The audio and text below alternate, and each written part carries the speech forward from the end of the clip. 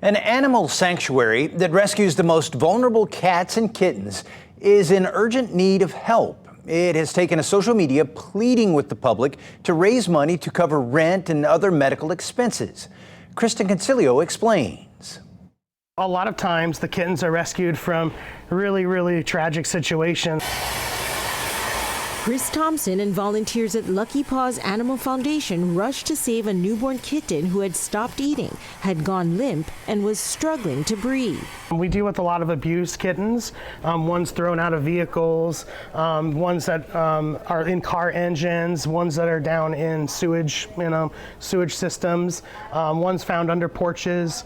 Many a times they walk in our doors and they're critically injured. The animal sanctuary on South King Street is in a major crisis with more newborn kittens than ever, more than 50 this month alone, and dwindling donations to keep up with rent and medical expenses.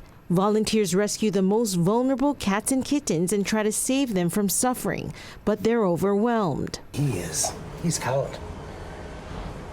Yeah, definitely it's a crisis right now. A lot of our funding has been either eliminated or just isn't there with all the cutbacks and shortages.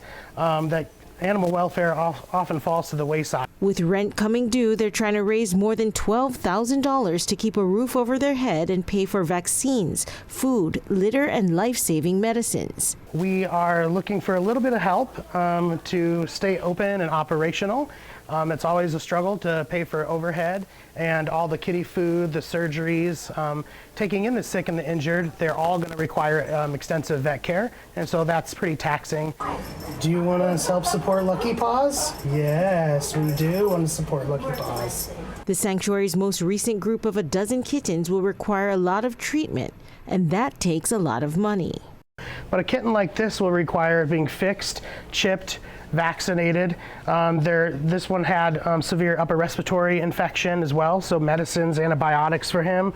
And so every kitty costs a little bit of money, and this one probably, $400 to $500 to keep this guy healthy and ready for adoption. And he knows money's tight right now for many in the islands. People are being tighter on their pockets right now. Everybody has a little bit of measured caution, and so everybody's being a little bit tight about how much they want to give, and they're being a little bit more cautious so they can provide for their own families first. But he hopes people will open their hearts and wallets to save lives like this. Kristen Concilio, Island News.